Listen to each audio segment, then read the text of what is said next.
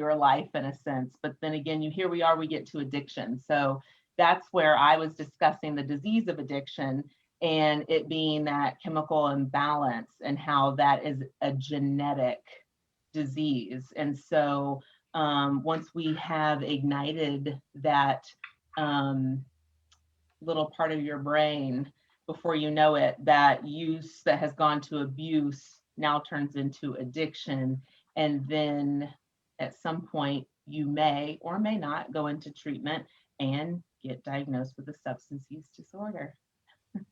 So that's the little that's the Cliff Note version. Yes. Okay, the Cliff Note version. LaDonna, would you like to add more? Yeah. I think to simplify it, I would associate substance use with recreational use. Someone who might smoke a joint of marijuana, or someone who might have a drink, and they can drink and they can put it down and they can go on about their way. Abuse to me is indicative of something that is starting to change the quality of your life.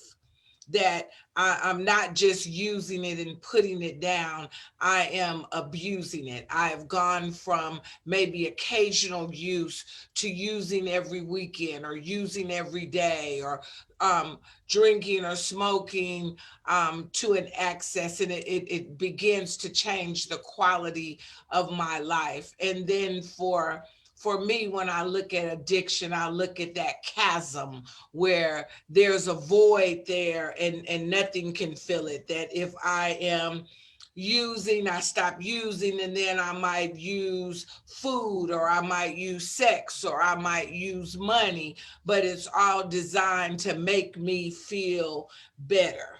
So disorders are one side of it, but when I look at it, I look at the use, abuse, and addiction aspect of it. So you mentioned, and I'll put this out to Victor as well. So you mentioned that people are trying not to feel, right?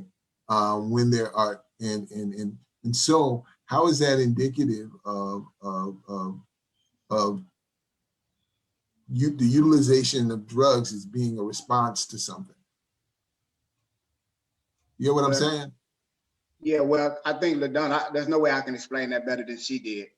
But I started out using, and that eventually led to abusing. And as what I thought I was getting a good feeling, the characteristics of having fun, being this different person, then what I found out later with the abuse side of that, it was that all of that was euphoric, right? And so the wanting to not feel what I was getting as far as the negative consequences, the results of trying to feel good, ultimately carrying me to a feeling of feeling less than, self-loathing, those type of degrading type of feelings. That's where I ended up at in my abusing substance. And then the whole addiction part of that just took me to that point to where it was just, not only did I not want to feel, I didn't want to be present, in this world, and so the only thing I knew how to do was to keep on doing what I was doing, which was abusing. I feel you. When I was using, there was a time when I just didn't want to be. But I was such a coward, I wouldn't go commit suicide. But when I was using, I was committing suicide on the slow train, right? So my next question is one that's real dear to me, because the question is when did you realize that you needed help with your substance abuse, right? So I'm gonna start with Victor. When did you know that it was a problem?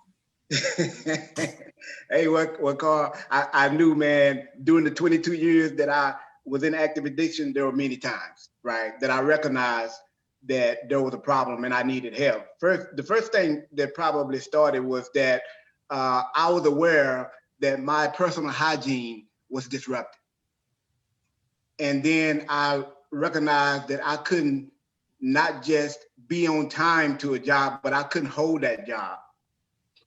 And then when I stole from my mother, you know, that was one of those times that really, there was no denying that something was really pitifully wrong, you know, and that I needed to do something different, you know, in order to make a change. You know, the continuation of going down the same road that I was going down, I will continue to cause that kind of harm to not just myself, but to loved ones, and anybody in my past would reap those same harmful, you know, those same actions that, you know, that I took that caused that harm continued to happen. So there was many times. Sarah, and when did you find out you had a problem? When did I find out?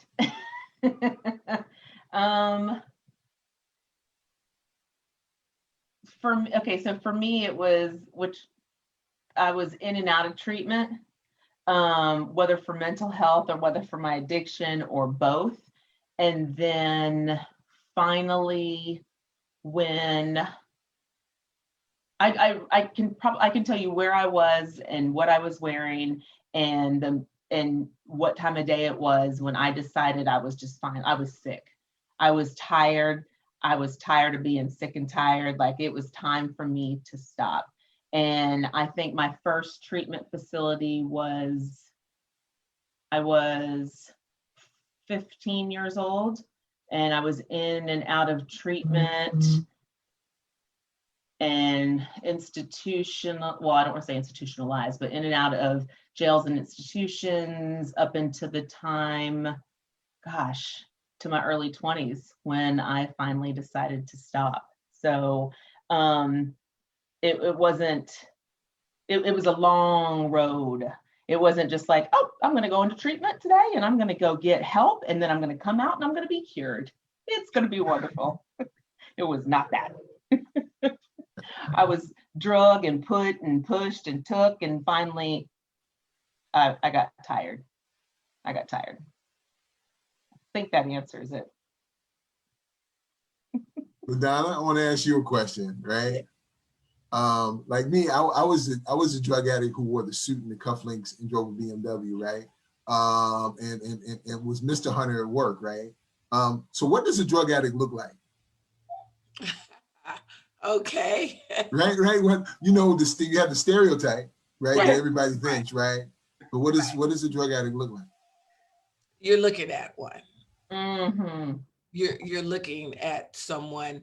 It can be very deceptive. We are masters at deception in terms of being able to dress it up. And well, let me speak for myself. I was able to dress it up and look a certain way. And because I had the kind of mother who would prop me up and post me up, and she didn't want me to look like an addict, and she would get my nails done and she would get my hair done, and the clothes were always clean because that's what we did. It was always about how we looked on the outside and never about how I felt on the inside. So it was really easy because I spoke well and I'm college educated, and none of that stuff had anything to do with how I felt on the inside or those reasons that I got high. I could make it look good. And I could get good jobs, but I couldn't keep good jobs.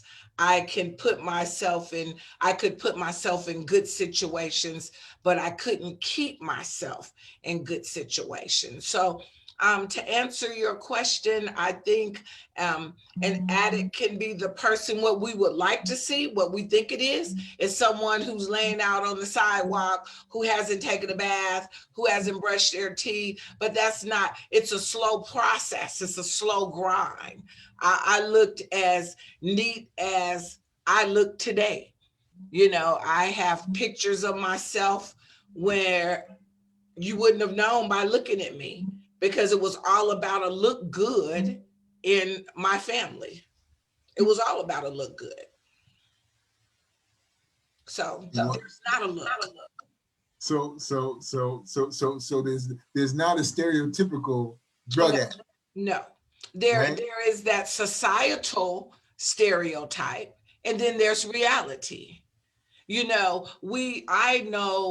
I have known in my life preachers that got high. You know what I'm saying? I have known nurses and doctors, and it's like addiction is pervasive.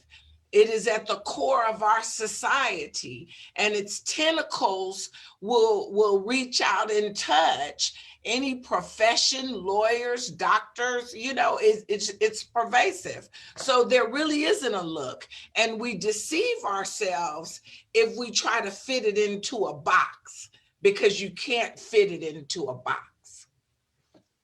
We would like to, but Anybody else want to speak on that? Anybody else? Well, yeah, I got tons of questions.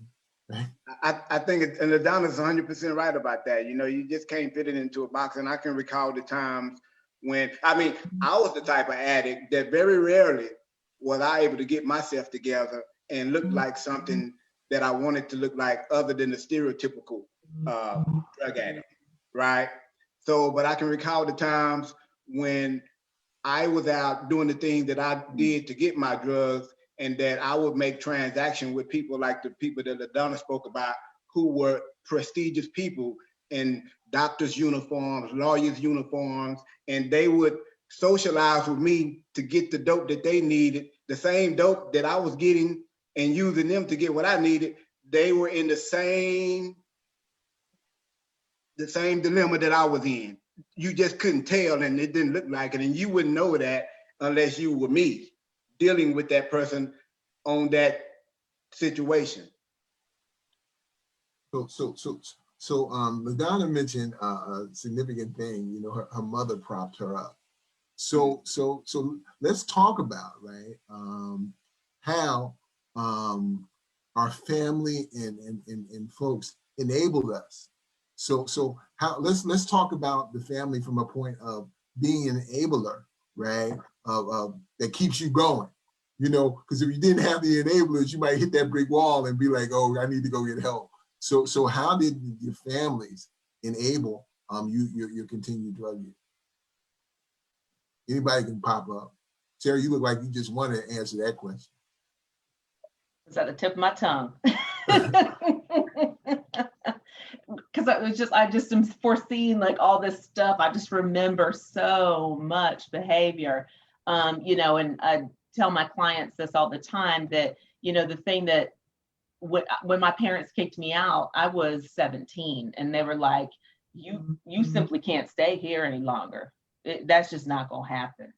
I tell you where you're not going to stay, and that's the street. So let me put you up in an apartment and make sure you got everything taken care of, but you can't stay here. So basically it's like, here, keep doing your drugs, but here's a beautiful home and all of your, well, it wasn't a home, but here's a place to stay. And I think with that help, I know with that help, it enabled my behavior. I know that I had to do, I had certain expectations and stipulations around their help, and I did just the bare minimum to get by. Oh, well, I'm doing what you told me to do. So you can keep paying this for me, and then I can go make this money and then snort it and all this other stuff. Okay, done. So like, that's the enabling piece for me. They're always picking me up from jail. I didn't really have significant consequences as far as that. It was never figure it out on your own. It was, we'll be there, or they didn't even say it, they just got there. Sending me money when I needed it. Giving me credit card numbers and such over the phone because I was struggling to put gas in my car. But I tell you what, I was able to go party all night. I know that. So just, it's something so simple. People don't even realize that. I say that, I say simple lightly. But it could even just be them allowing me to come into the home to even eat if I didn't have any food in the house. Like, you're still allowing me to continue what behavior I'm doing by inviting me in and helping me with this. So it's a touchy and very, it's like treading light. You got to tread lightly with that, because what one may think is help is enabling, right? I mean, we all know that. So that's my thought. That's what happened with me. Okay. Yeah, that was a good summary, Sarah. So carry the message and not the addicts, right? That's what I learned in the room of Narcotics Anonymous. And my mother raised 6 of us, and so she was poor. So though there may have been times where she wanted to enable me, she couldn't. She wasn't able. But as an addict, I learned how to take my conniving outside of family and corral significant others in the form of a woman who would be willing to put up with my stuff. And in my experience, I can recall a time to where one particular woman was so enabling for me that she became sick herself. And I mean, what it did for me, it just prolonged my insanity, and it prevented my process from happening sooner than it should have. I believe like the bitter end should have happened in a time frame before, previously, than this time period that prolonged my insanity, that possibly I could have gotten to my bitter ends ahead of time and actually been ready to receive the help that was offered to me.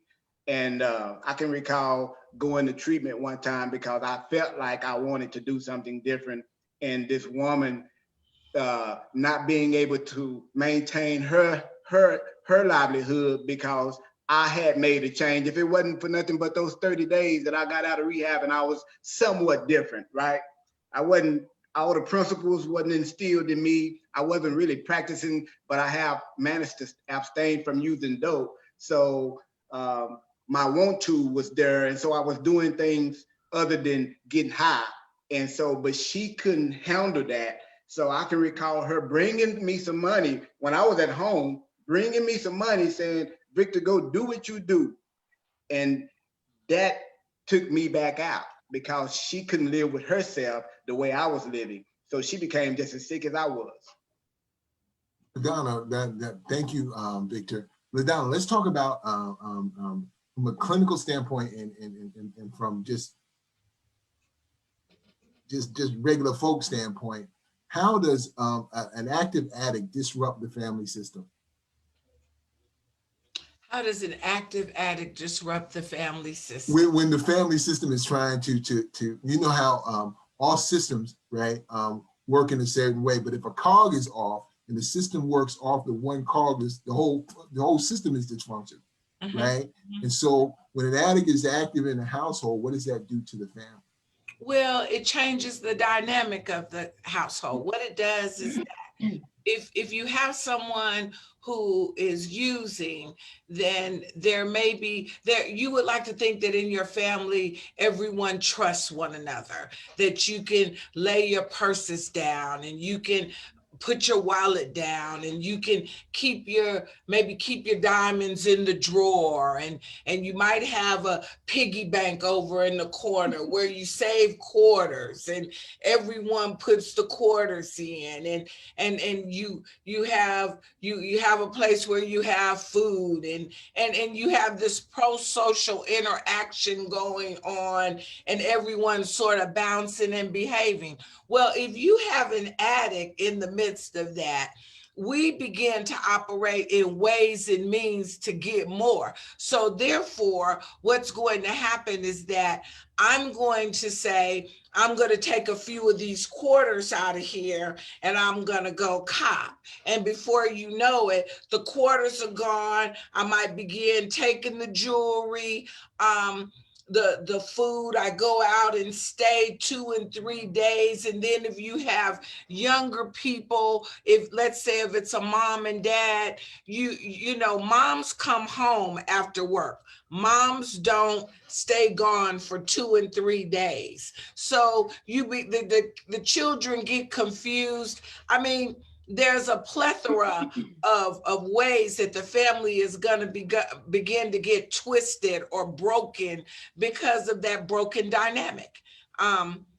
There's not going to be any trust there. You're going to find that there's probably going to be more dissension in the household. Norms will be broken. You know, it's we call it the elephant in the middle of the living room, especially if you have the kind of family that doesn't like to talk about what's really going on. It weakens the family system. If you have a dad that's using and there's a mom and kids, then sometimes the kids get confused as to what their roles are. And the older kids start taking care of the younger kids so the mom can work. And then when the dad comes back, he's not respected as the head of the house because he's been out using. So there's a myriad of challenges that come with addiction in the family. You are on mute, Carl. You're muted. It was like a kung fu movie. My mouth was moving, and yeah. Oh, okay. Oh, listen, we got Dennis asked this question, and I think it's about folks that the question is, what and when was the closest you came to using besides early recovery, and what were the stressors, and what did you do to overcome the strong urges? Could you repeat that again? Sure. What and when? Check this out. Let me paraphrase, right? You guys have some clean time, and based on your clean time, has there ever been a time when you felt like using, and what was the stressors, right? That was the causal source of you feeling like using, and what did you do to overcome, right, the need to use? Is that clear? Yes. All right. I can jump in on. Oh, I'm sorry. Go ahead. No. Go ahead. Well, let me say this, and I'll clear it up on my addiction. I have not thought about using in 26 years. I don't think about using. I've never thought about using. I've never had anything to happen to make me want to use because my bottom was so low at the end of my road that I've been sold out to this since the day I walked in the door. So I've never thought about using. And people will say, nah, I've never thought about using because I did enough damage when I was out there before I got here. And I know that there's some ugly stuff out there waiting. So go ahead, Sarah. Okay. Yes, ma'am. I love it. For me, I felt, you know, I told myself that, so they tell you in life, society says those big stressors, right? Divorce, finances, and move, right? Well, let me go back to where I was at first, and that's saying that I had a feeling that I would not be in the best place if my mom had passed, and I don't know what I would do. So now I'll put a pin in that for a minute. So then let's go back to 2 years ago before I came to Austin. I lived in Baltimore and I was with my husband at the time. We moved to Houston and then we separated and went our separate ways. And now here I am in Austin. So I say all that very quickly because not only did I go through a divorce, which was a financial change for me, I moved not once, but twice within a year. And then, oh gosh, finances move. And oh my God, I just said it. What was it? I just had a blank moment. All right, take your time. Divorce, relationships. Somebody pay out. Oh my gosh, I'm having a moment. Anyways, I went through all of that within the last 2 years. And so on top of that, right when COVID started, my mother passed. And it will be a year in March that she's been gone. I know when I first moved here to Austin, I'm so thankful for my sister and her family, but they have been there for me. And so they were my support system. But I say all that because I did, in those moments of all of this stress that I was feeling and trying to maintain myself and finding myself again after being with someone for 10 years and then being single again. It was a whirlwind. And then once I got through that first year, then my mom passed. And so now here we are, year two. It's a lot. So I was in a bad place, but for me, what I had done was I have a strong relationship with my family. So it was just a matter of shooting a simple text. I don't need to talk to anybody right now. I have no want or need, but what I do want and need is for somebody just to know where I'm at today and how I'm feeling and what I'm doing. So therefore I put my business out there, and that made me feel better knowing that I could have that support because a simple text back from them was perfect, if that makes sense. Yeah. So, Victor? yeah. So anyways, that's where I was. Thank you for letting me share. Yeah, What thank about you, Victor? So the closest thing that I've experienced as far as wanting to use was a using dream. I can't tell you exactly when it happened for me, but early on in my journey in recovery, the obsession to use was lifted. And by the grace of God, that when that happened, I haven't had a desire, to use drugs or any mood or mind altering substance since then. But the using dream part, I probably had one last week. I'm in my 12th year of clean time. I still do the things that are necessary to stay spiritually fed, to stay free, from any behaviors, practicing spiritual principles, all those things that I started practicing in the very beginning, I still practice today. And so, but a using dream, I have incorporated that into my recovery journey by using that as a motivator to continue my journey. I share with other people that, okay, a using dream, thank God it's just a dream, right? That's a reminder, as it is for me, it can be for you too, that exactly where you don't want to go back to. Anytime that happens, I know that it just confirms where I don't want to go back to, right? So I'm thankful for the using dreams when they do happen. But no, I haven't thought about using shoes in 12 years. Well, you know what? That's really cool that y'all haven't thought about using. But for me, right, using is always an option, but it's an option I just don't use to take, right? Mm-hmm. And this is for Dennis, right? Check this out.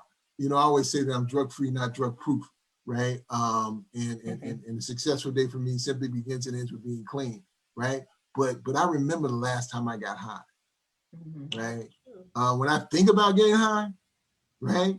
Because it comes, right? It just might be like a sign, like you go past a street sign and it says, here's an option, because the disease, I don't know about you guys, the disease every now and then wants to test my chin, right? And I just go straight to my bag and say, oh, I remember I had congestive heart failure and I was using, right?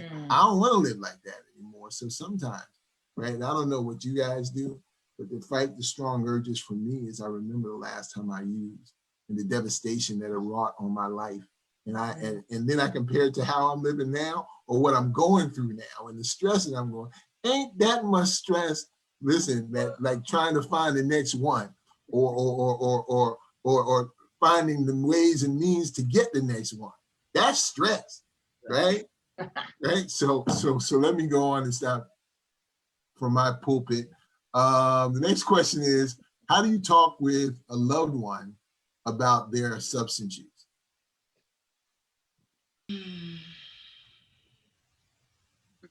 Y'all, everybody's face went blank. Well,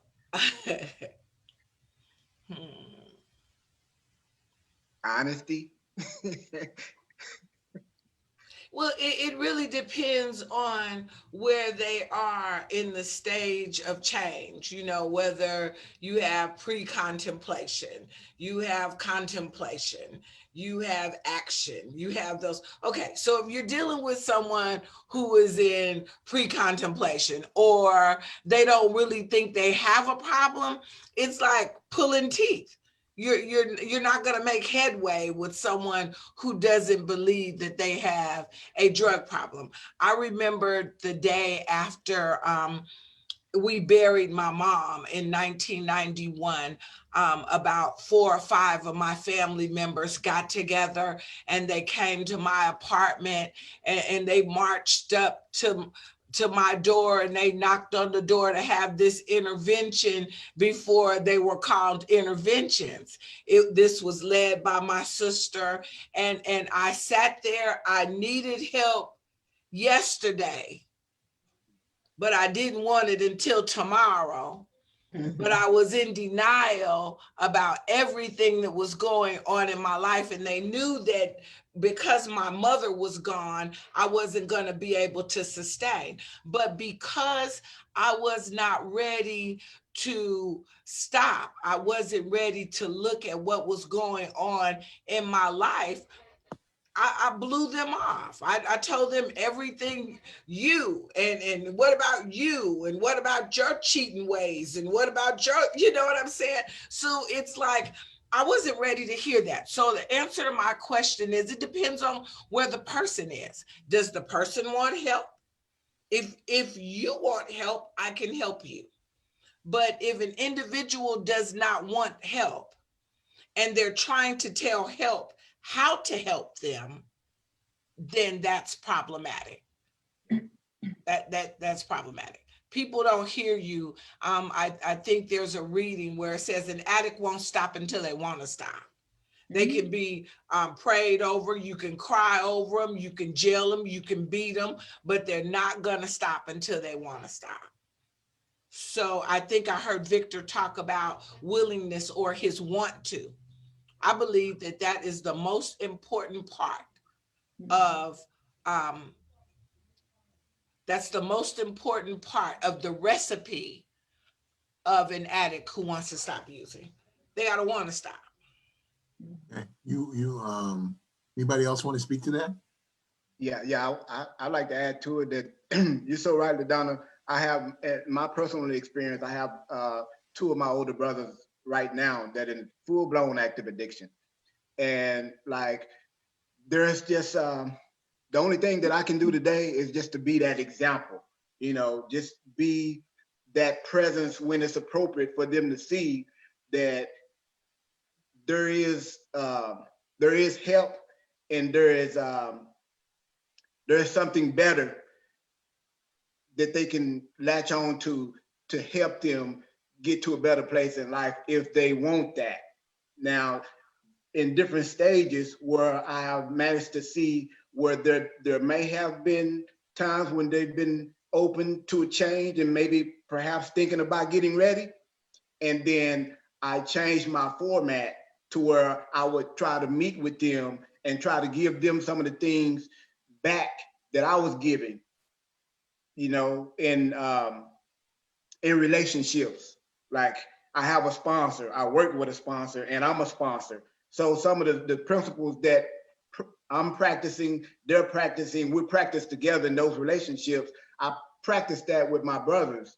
But with them not being in that place that you just talked about, Adonna, having the desire and being ready, that they continued on in the madness, and that's where they are today. And right now they're in a position to where there is nothing that could take. So I continue to be an example from a distance. Okay. You guys, based on we have the same code language, right? Right. That I know that you guys go to 12-step programs, but some folks might not know that there are different pathways that other people can take. So could you speak to those? Anybody? Go ahead. When you mention other pathways, do you mean outside of Alcoholics Anonymous, Narcotics Anonymous, or are you talking whether you work the 12 steps or you don't work the 12 steps, or you have a sponsor or you don't have a sponsor? So what exactly are you? So what I'm saying is you know, we a lot of us work in the field, right? So we know about, right, harm reduction. We know about those other pathways. And so, you know, just for the folks who are there, who might have someone, you know, that there are other pathways, and you know, everybody ain't feeling the God of my understanding, right? And so, right. So can anyone speak to that? Yeah. I think based on identification, you have to find out what works for you. Yeah. You have to find what works for you. You have to, people have been getting clean in the church for many, many years. People have been getting clean in the fellowships or community support organizations like AA and NA, and you have Rational Recovery, and you have now, I think they have the biblical 12-step programs. Celebrate Recovery.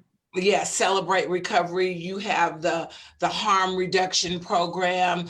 Some people get clean and they have therapy. They just go to their therapist and they follow directions of their therapist, and they're able to stay clean. So I believe that it depends on what you can identify with, what works, what worked for you. You know, for a long time, people would just say, you know, go to church and let them pray on you, and they pray on you, you know, and, you know, put water on you. And we, you know, I remember those long sessions, and they were, and that's not to negate that.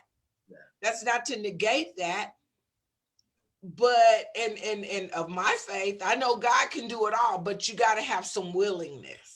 So it really lines up to me in what works for the individual. How can you get it? You might not get it the way that I got it. And for me as a clinician, it's not a one-stop shop. You know, there's not just one road where you can get this done. I think we we do people a disservice by acting as though there's only one way to get clean, because that's the way that you got clean. And I just don't believe that. There are many roads. I love that you said that. Just that last bit was perfect, because I hear that a lot. I've seen it a lot. You know, it's when you go into certain types of meetings, you know, if you're not doing this, then you're not doing it right. And you're supposed to be doing this because that's what they tell you to do, and you are not doing that. So it's like, wait a second now, we are all different, and my path is different than the next person to the next person to the next person. I have clients that it is remarkable to me that have literally walked in the door, never been told they had a problem. They felt they had a problem, came in, they had a problem, and are still sober today. And it's been 3 years, almost 3 years I've been here and working with them. And it's just like, wow, that is remarkable to me because I needed help. I needed pushing.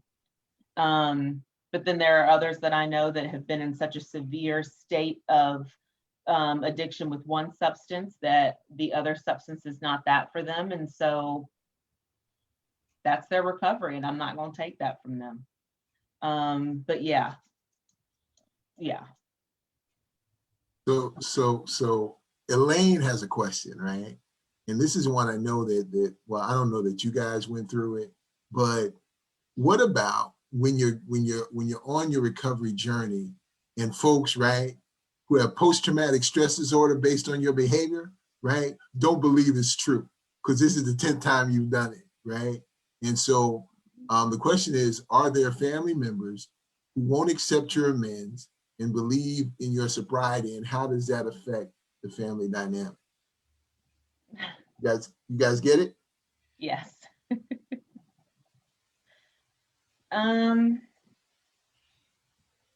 So that I'm going to say that that's going to be harder for me to answer, only because I do have family that were not in belief of that. However, that's not for me to decide. That's not for me to worry. I know what it is that I went through and the struggle that I went through and how far I've come and where I am today. So for me, it's kind of like, okay, if that even makes sense. It's like, whatever. And it's easy to say that, but if, for me, I'm comfortable. It's so hard to say exactly, because it's like this feeling as an addict and as a human, and where I am in my recovery and what I know. And so not allowing that to change where I'm at. Does that make sense? Yeah. It does. But check this out, right? You come home, right? But you're the one that stole the TV set, right? Mm-hmm.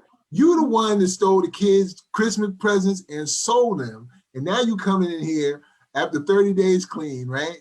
And act like we ain't supposed to trust you now. We're supposed to trust you now. Mm-hmm. But we've seen this before, right? And I'm tired of I'm sorry, right? So how does a person, right? What does that do to the family dynamic? And actually, we use the thing called time, the acronym, things I must earn, right? And I think, right, when I come back home from my 10th rehab, that everybody's supposed to be okay with me, right? So can we speak to that? Or did anybody have that experience?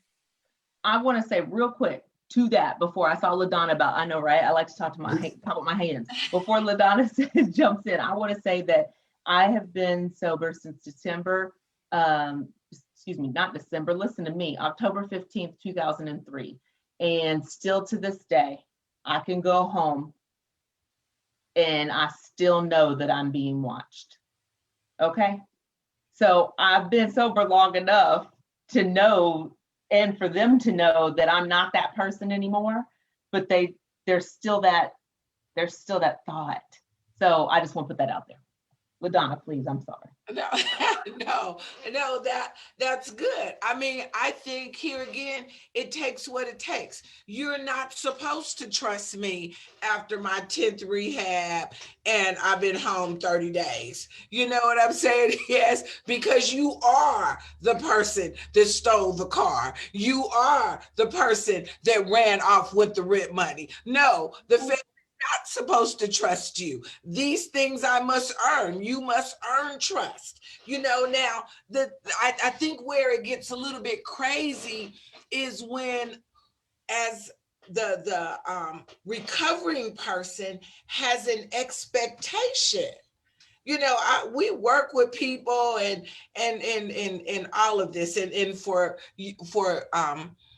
for some of us who engage in the fellowship of AA or NA or sponsor people, mentor, whatever, it's like you have a lot of nerve to expect that someone should trust you because you go away for 30 days. That's unrealistic. So therefore, you have to raise your acceptance and lower your expectations of your family. That's what needs to happen. And I also think that there needs to be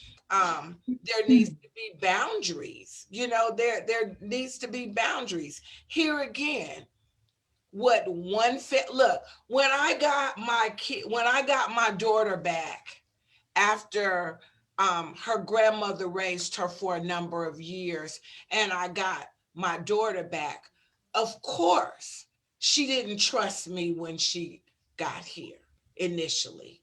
We're from Northern California. She didn't trust me. I had to earn that trust because this is the child I had left. I had two girls at that time. Well, my younger son, he's never known his mom as an addict, you know, and even when my girls were young, I had a family that closed up the gap. So they will tell me now, and they are 34 and 37, that we didn't really know what was going on. We just knew we ate a lot of pizza, ate a lot of noodles, you know what I'm saying? But they didn't really know. But when they came back, I had to be willing to do something different. You can set your clock by me. I'm pretty ritualistic in the things that I do. I don't fall off the grid for periods of time. I find that it's called responsibility. If you are 90 days clean and you come up missing for 4 hours and nobody knows where you are, of course they're going to be upset. Of course they are. Nobody wants to let you drive their car and you coming from treatment. Of course we don't trust you. And it should be understood across the board. I don't understand why that's, no, we don't trust you. No. We're getting it's 6:53, right? And this is Oh, one thing wow. we didn't. We had a nice conversation. Time flies when you're having fun. Yeah. Let's talk about, right? I always say that drugs is a response. Me using drugs was a response to something, and I stopped asking why a long time ago. And I began to start asking what happened to me. And that relates to the trauma, right? I go back to the causal source, right? Why did I want to lie about who I was way back then? Because that was my first drug of choice, lying about myself, right? Because I didn't like me and what happened to me. And so can we talk about the interaction of how, right? Early trauma, right? How does that impact substance use and addiction? I know I just got deep on us, but yeah. Yeah, you got pretty deep right there, but it's a deep issue. And so why not go deep and why not get with the deepness in it? For me, there are some things that transpired early on in my life that I associate with some trauma today. And I realized today that some of those things are not nearly, as severe as some of those things could have been, but yet they still played a part in my whole wanting to cover up some emotions, some feelings that I went through and would go through during active addiction. There's an empty hole, a void that I'm trying to fill up, and I'm trying to fill that with outside things and circumstances, but because I haven't gotten to the root and the source of the problem, which a lot of times stems from some trauma that happened very early on, and those trauma situations carry on throughout our lives, have carried out throughout my life. And what I know today is that I can't do it by myself. And I know that the best way to get to the root and the cause of and effects of something that transpired in my life and that is sticking with me today, that comes in the form of trauma, is to be open and honest with someone else. Means having a conversation, right? Getting vulnerable. I wasn't able to do that until I began to develop, first and foremost for me, a personal relationship with God. And then I was introduced to a man just like me that possibly, well, ain't possibly, had some trauma just like I had, that was willing to share with me his trauma, and therefore allow me to be vulnerable enough to share my trauma, and getting to understand how to continue to live and to thrive in this world and in this new life with the experience of trauma. Now, Carl, what was the question again? Uh-oh. Okay. How did trauma impact, right? Like, again, using drugs, at least for me, and I can only speak for myself, was a response to something, right? Something happened to me where I didn't feel like I was enough, right? Still, I'm 57-year-old and I still struggle with feeling not enough, right? Now that I'm clean, right, and I'm not masking it with the drugs, right? The drugs out of the way, and so all of that inappropriateness is raising its ugly head. Like, I don't know if anybody remembers Gremlins, but they coming out, not the Mogwai, I'm talking about the Gremlins, right? Coming up like the Gremlins, and now we're addressing that now. But that always goes all the way back to the little boy, right? And so where did trauma play a part in fueling your need? Some people use shopping, some people use lying. And we just happen to use drugs, right? So where did trauma come in as a part of the fuel, the addiction part? Does that Well, make sense? yes.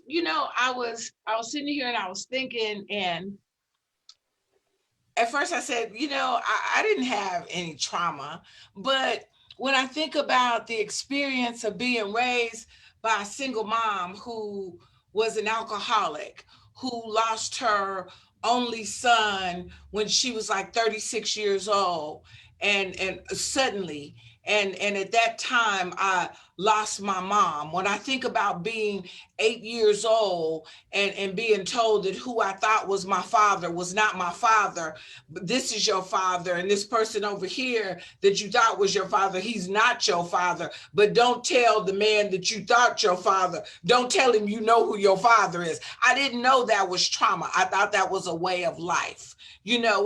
When I think about not being supervised and starting to do things as a young girl, that I shouldn't have been doing things out of sequence, doing things at a young age because I didn't have. Now I know that it's trauma. We were respectful. My mother had a fan belt on the door that she would beat your behind with if you got it. I didn't know that was child abuse. I thought that was you were doing what you were told. You understand? So things that we consider trauma nowadays was not trauma when I came up in the 60s, in the 70s. That wasn't considered trauma. Everybody's mom had belts and switches and all of that stuff that they would beat their kids with.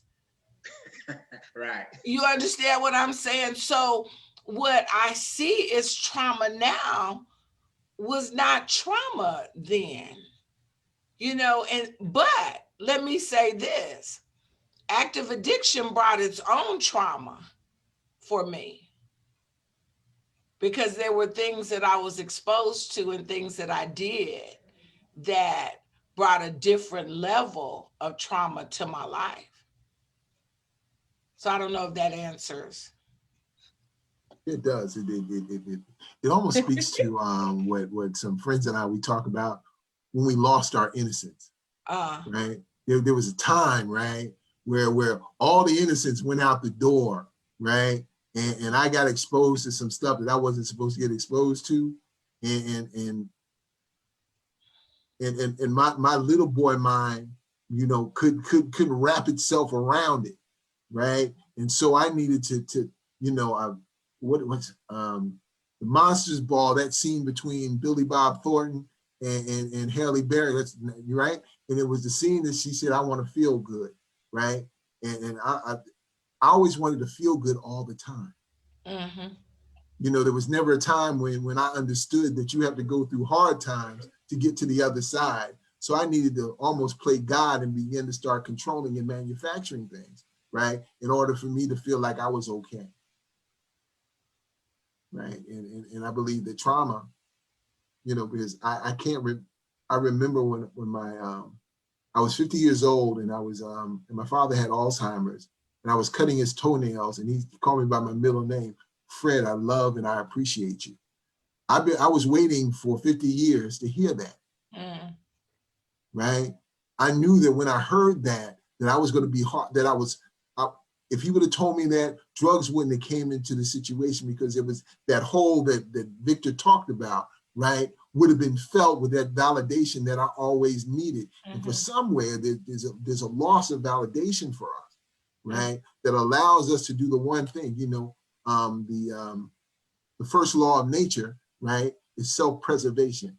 What is it about us, right, that does something that goes totally against, even an amoeba, right, will try to perpetuate itself. What's wrong with us that we find that putting something into our system that we know will kill us, right, is okay with us? Well, I think that for me, it was a rite of passage. If you're raised by alcoholics and you're around people that drink and use, then you're going to feel like it's what you're supposed to do. Drinking was something that we did. There was nothing wrong with it. It's, people gave their kids alcohol to make them go to sleep. People gave kids alcohol to watch them dance. Alcohol in our family was a rite of passage.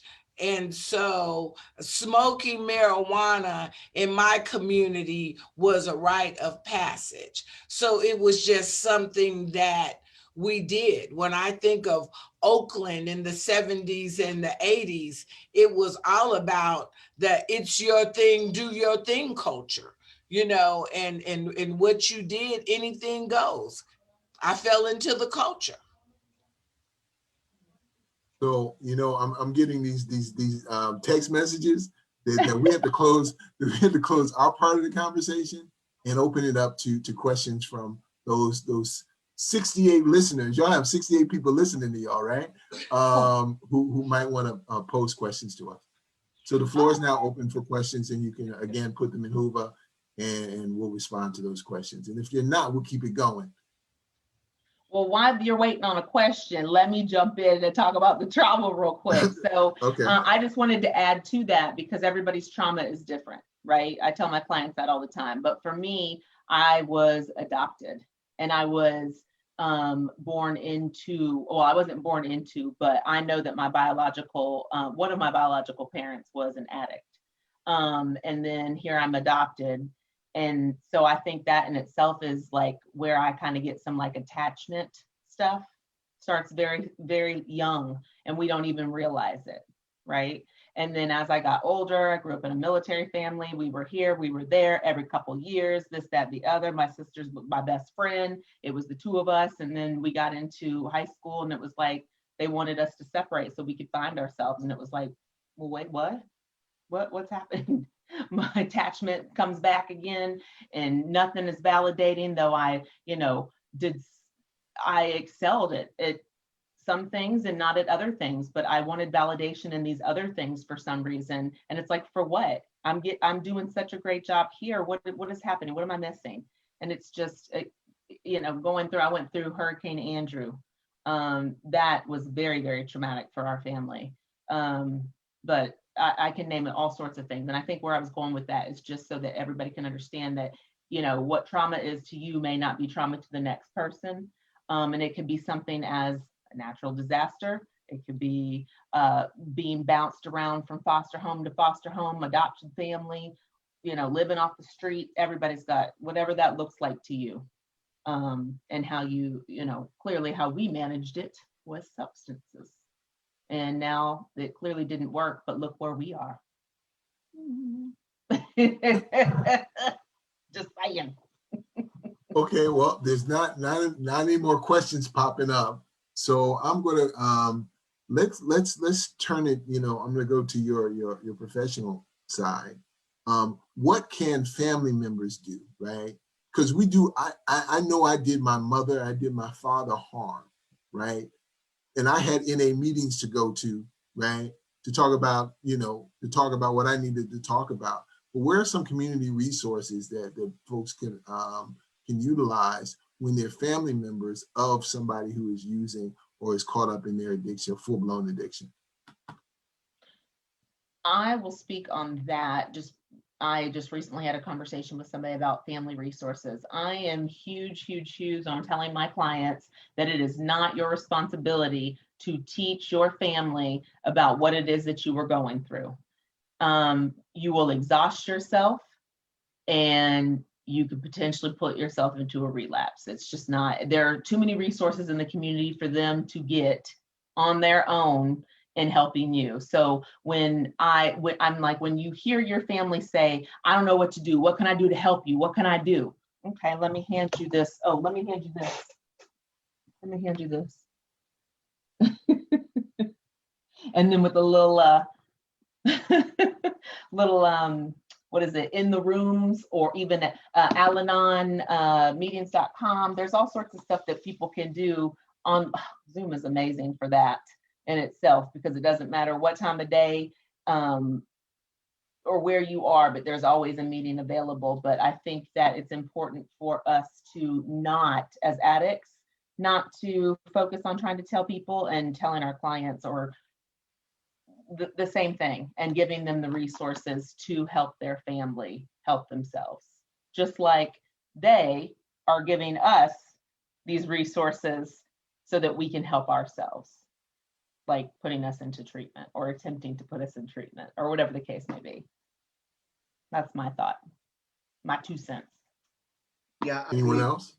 I believe, to sum up what Sarah was saying, I believe, if I'm correct about it, Sarah, just pointing people in the right direction, speaks volumes, and it's very helpful, and then the addict themselves has to perform some action, right? You just can't do the work for that addict. If there's a desire involved, then that desire has to come in the form of some action, and that's just how it's gonna work. That's how the plug-in happens. So direct people to the resources and allow them,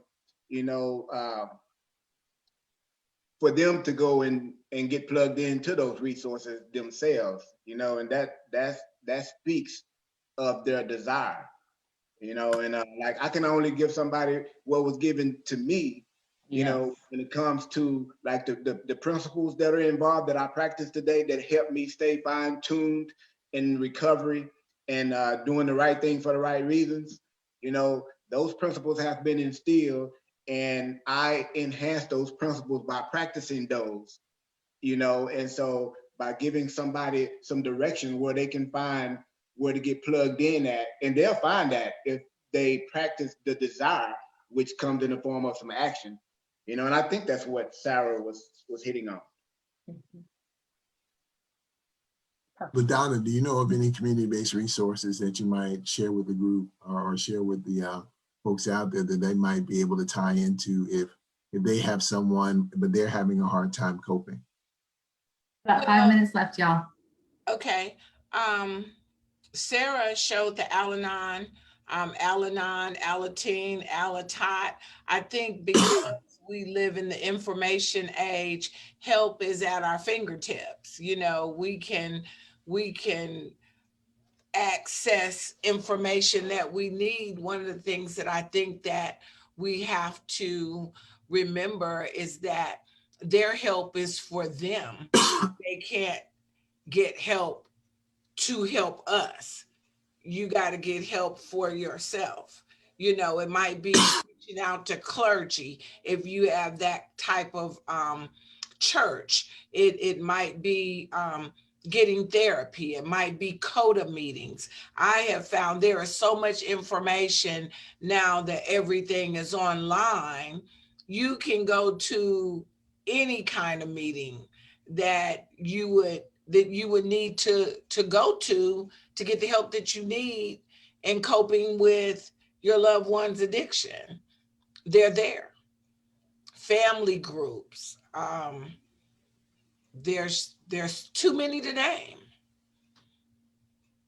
Well, okay, we are at 7-Eleven, right? We're not at the 7-Eleven, but it's 7-Eleven, right? And I would just like to thank Sarah, Victor, and Madonna for sharing their knowledge and their insight with us.